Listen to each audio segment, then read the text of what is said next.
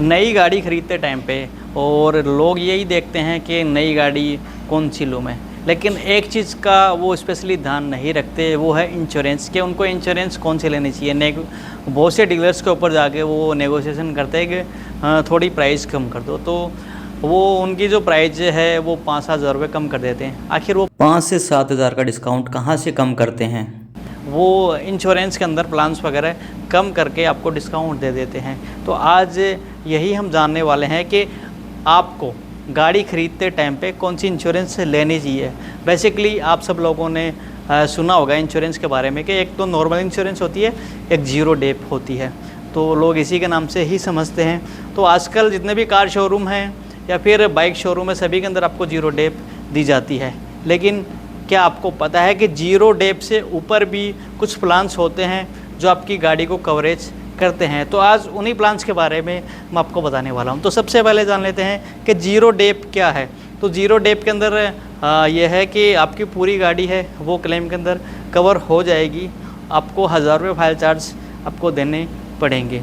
तो ये हो गया। उसके अलावा जीरो डेप के अंदर क्या कुछ कवर नहीं होता है। तो जीरो डेप के अंदर जैसे कि 100 रुपये से नीचे के जो जितने भी है आइटम वो जीरो डेप के अंदर कवर नहीं होते। कुछ एक आइटम और भी है वो जीरो डेप के अंदर कवर नहीं होते, जैसे कि कूलेंट वगैरह है, ये सारी चीज़ें जीरो डेप के अंदर जो कवर नहीं होता है। तो उसके लिए आपको एडिशनल 2,500 से 3,000 रुपये देने पड़ते हैं। और एक प्लान होता है कंज्यूमेबल, जिसके अंदर ये होता है कि जितने भी जो आइटम होते हैं 100 रुपये से अंडर के, और वो आपके इस प्लान के अंदर कवरेज हो जाते हैं।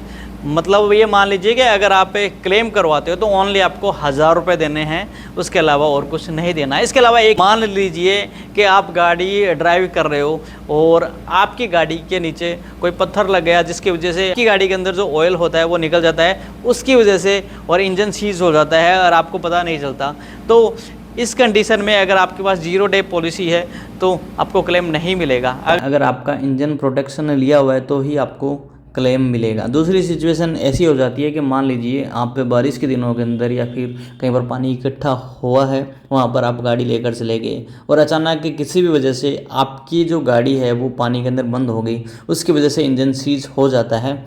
तो इंश्योरेंस कंपनी नॉर्मल जो सिचुएशन होती है जीरो डेप के अंदर, उसके अंदर आपको यही बोलेगी कि आपको क्लेम नहीं मिलेगा, आपकी लापरवाही की वजह से गाड़ी का इंजन सीज हुआ है।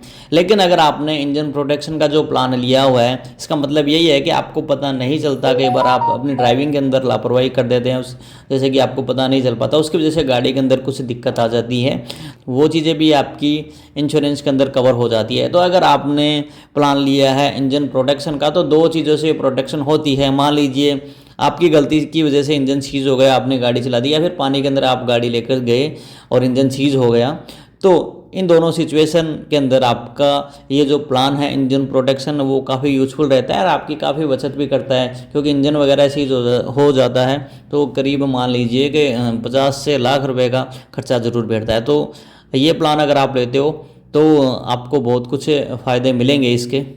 अगर आपके पास कंज्यूमेबल प्लान है तो आपको इंश्योरेंस कंपनी और क्लेम देगी, क्योंकि आपको पता नहीं चला कि इंजन और आपको पता नहीं चला कि गाड़ी के अंदर इंजन ऑयल नहीं है और आपने गाड़ी चला दी, तो इसकी वजह से और आपको क्लेम नहीं मिलेगा। अगर आप जीरो डे पॉलिसी लेते हो, अगर आप नॉर्मल जीरो डे पॉलिसी लेते हो तो आपको क्लेम नहीं मिलेगा। अगर आप कंज्यूमेबल प्लान्स लेते हो तो आपको क्लेम मिल जाएगा। तो ये दो। एक प्लान और आता है वो है return to invoice. Return to invoice plan क्या है तो उसके बारे में मैं आपको बता देता हूँ कि रिटर्न टू इनवॉइस, जैसे कि आप समझ सकते हैं नाम से ही, रिटर्न टू इनवॉइस मतलब जो गाड़ी की जो वैल्यू है, आपने देखा होगा कि जैसे ही आप गाड़ी खरीदते हो तो आपकी जो गाड़ी की कीमत है एक्स शोरूम प्राइस से उस 5% कम हो जाती है।